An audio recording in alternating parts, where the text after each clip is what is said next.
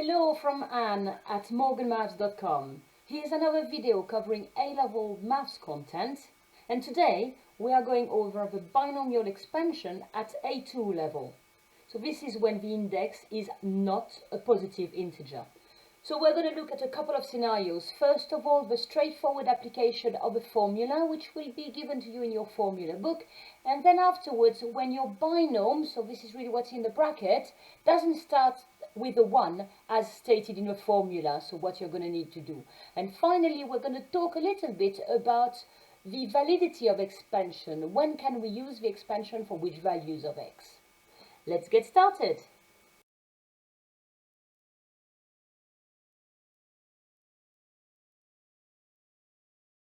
This first example is an immediate application of the formula.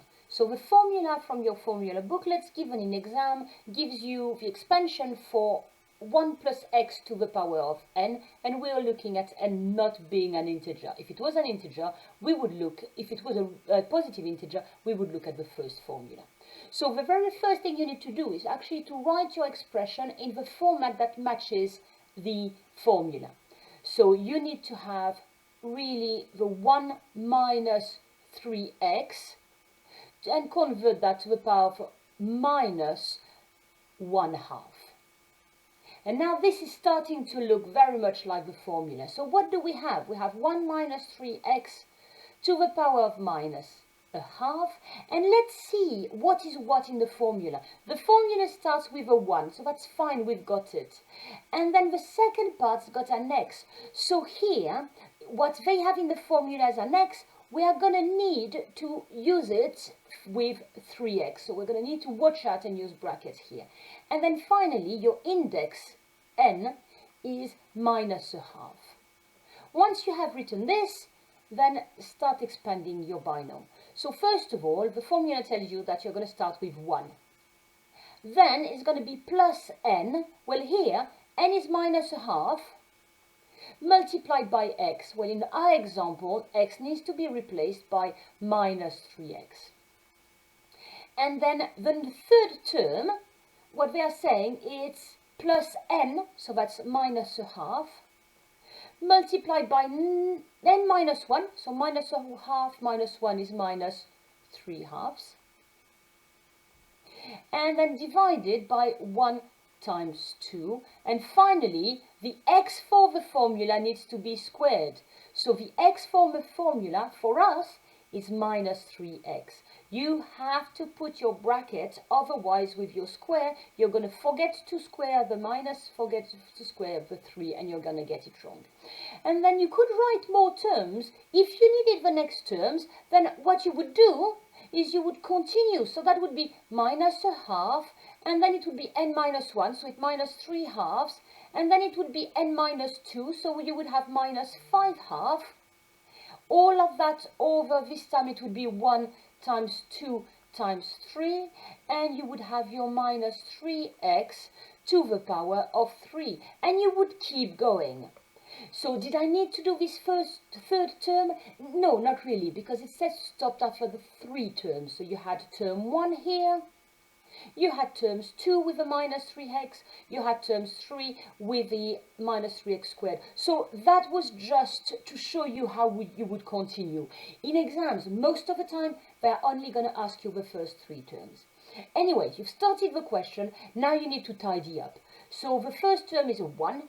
And then, what do you have here? You have minus 1/2 times minus 3x. Do it in stages. Look at the signs first. You're multiplying to negative numbers, therefore you're going to have a positive.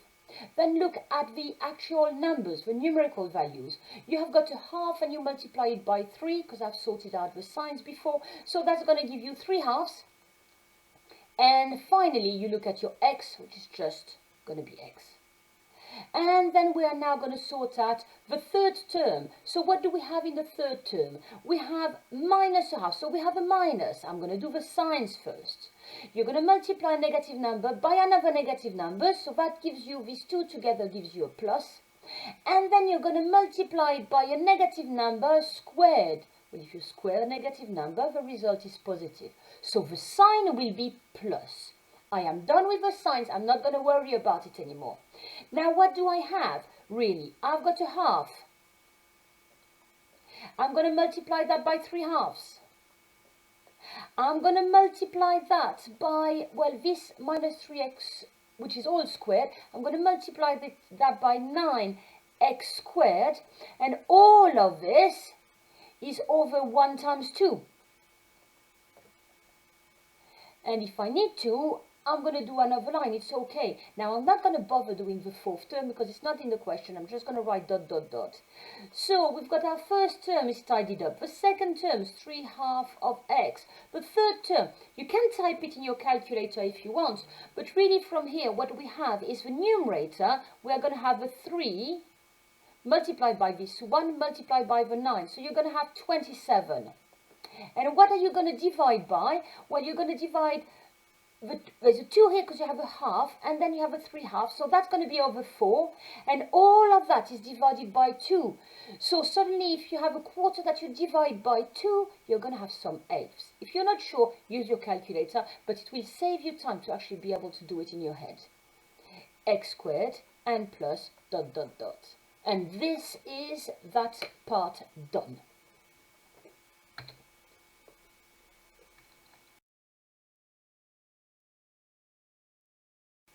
So this next example is a little bit more complicated. It's a little bit more complicated because your binomial doesn't start with a 1. What do I mean by that? You can see that that's 1 over a square root, so start by rewriting your expression as 4 minus 3x to the power of minus a half. But to apply your formula, your bracket should start with a 1. In the formula, your bracket starts with a 1. And at the moment, you don't have a 1, you have a 4. So we're going to do a little bit of algebraic manipulation to tidy this up first. And how we are going to do that is, I suggest you open yourself some big brackets and park the minus a half for now. And inside, sort out this problem of the 4. And how we're going to sort it out is by factorizing it out. So if you factorize it, in the bracket you are going to have 1 minus 3/4 of x. So what does it mean? If you want, in a way, we're going to expand the bracket. We're going to apply the power of minus a half to 4. So we now have 4 to the power of minus a half. And we're going to multiply that by 1 minus 3/4 of x to the power of minus a half.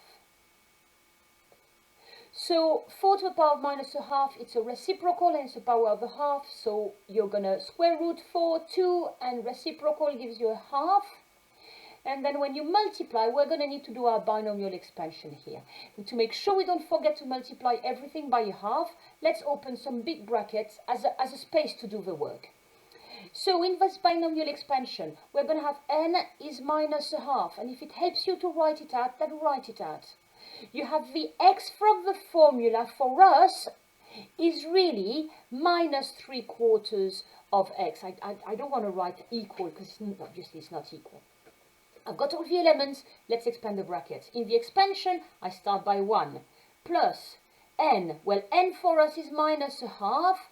And then their x for us is going to be minus 3/4 of x. That's the second term ready.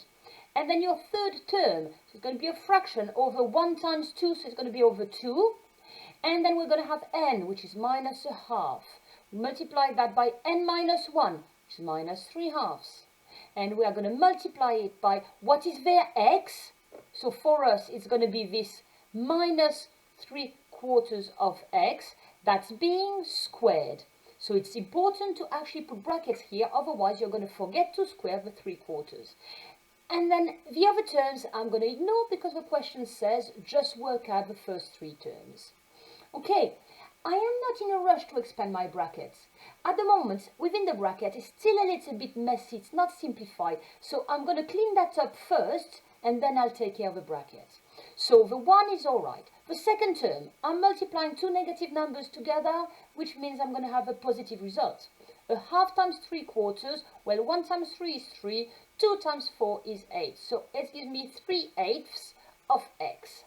And then the third term, well, because it's even more complicated, I'm going to do the coefficient separately from this minus 3/4 of x squared. So if I do that bit first, if I square minus 3/4 of x, Well, I squared a negative number, that's going to be positive. So it's going to be 9/16 x squared. So that's the bit with the bracket. And then at the front of this, what do I have? Let's look at the signs. I'm multiplying two negative numbers together. The result is positive. I have got a half times 3 halves, which is going to give me half of 3 halves is 3/4. And then 3/4 over 2.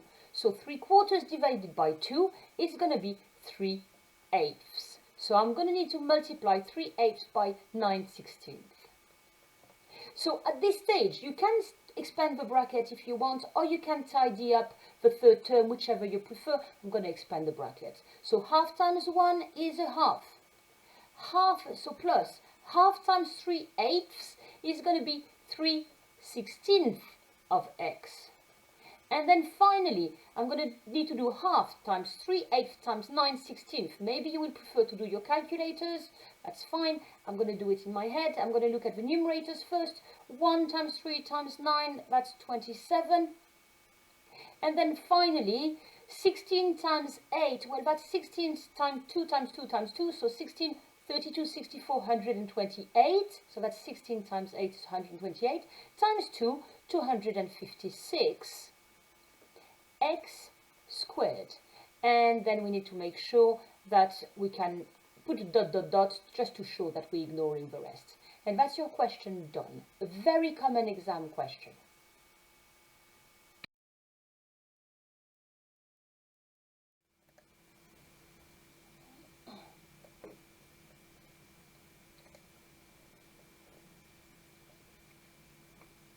When we look at using binomial expansion, there is a question that is raised, is the validity of the expansion. So first of all, why is there a concern about validity?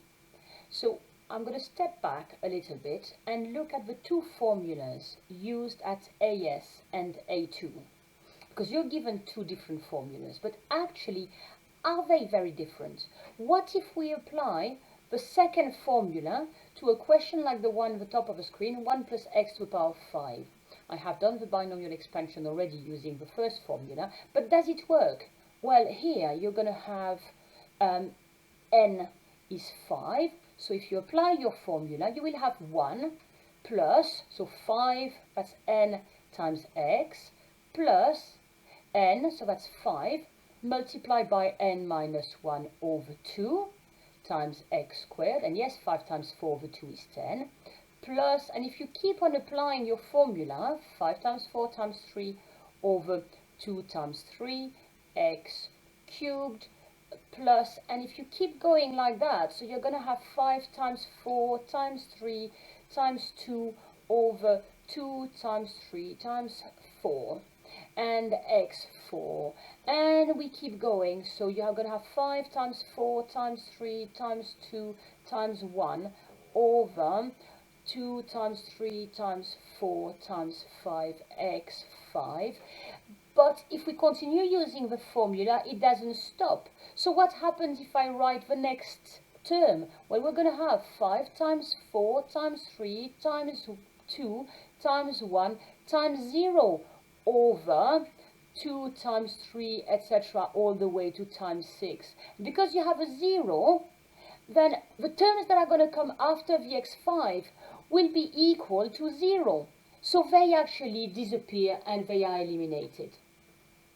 Why is it different with the case of A2? Well, if in A2, if you now have n equals, like this example, in minus a half, when you calculate your coefficient, whichever coefficient, and you do n times n minus 1 times n minus 2 over, whatever you have, there will never be 0, because either you start from a negative number, so you're already below, or you have a fraction, so you are, if I may say, skip over 0. So if you use the A2 formula and n is not a positive integer, then you will never reach a point when the terms become 0. So this series of numbers go on forever. So what gives you the right to actually say we're just going to keep the first 3 or the first 4. So in exam question, quite often they'll tell you to look at just the first 3. Why can you ignore all the terms here? Well, you can't always ignore them. You can only ignore them if x is small, and therefore as you start having x to the power of 4 and x to the power of 5, x to the power of 6, well, if you have a big number, if n was 10, for example, you couldn't ignore it, because 10 to the power of 4 is 5 and 6 is getting into a bigger and bigger and bigger number. But if x is between -1 and 1, then as you increase the index, the power, then x to the power of 4, 5, 6 becomes closer and closer and closer to 0. So you can only ignore these terms with an x with a higher power when, so it's only valid, you can ignore them, when this value of x is between -1 and 1. Why? Because then as the power of x increases, the value becomes smaller and smaller and becomes negligible. So this is why in this formula you are given the validity of, you can apply the formula when x has the absolute value of is under 1. So x is between -1 and 1. Right, so now if we look at the next example on the A2 here, well, in here we have n is -1/2, but there x has become -3x. Therefore, when you do the validity test, you need this -3x to be between -1 and 1. And that will be true when x is between -1/3 and 1/3. Or it's safer to work as in modulus number. So, or you have got the modulus of 3x has to be smaller than 1. So the modulus of x has to be smaller than 1/3. And in the same way for the last example here, this expansion is going to be valid. Well, you need to have the 1 at the start, because that's the formula you have used. But then in that example, the x from the formula really is -3/4 of x. So this means if I work in modulus form directly, this means that this -3/4 of x has to be smaller than 1. And this means that the modulus of x has to be smaller than, well, 4/3. And that gives you the validity. So if you are asked for which values of x is your expansion valid, this is what you have to have in mind. Is in your example, in your expansion, what did you use for x? Well, that needs to have a... So here is a question from the very beginning of an AQA paper. So 2 times 1 mark, have a go.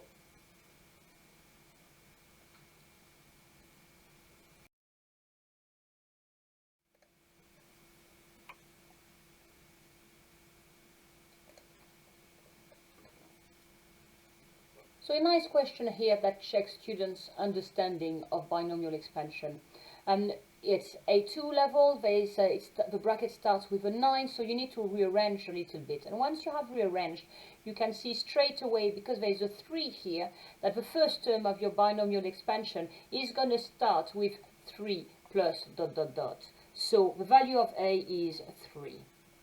And secondly, actually that came first, when is this expansion valid? Well, this expansion is valid when you have 2/9 of x as a modulus that is smaller than 1. And that's going to happen when x is smaller than, I'm going to multiply by 9, divide by 2, 9/2. So your correct answer.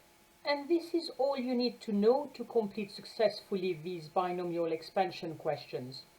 Make sure you practice these skills well. It's a good one to master. And to get ready for exam question, go to the video dedicated to it.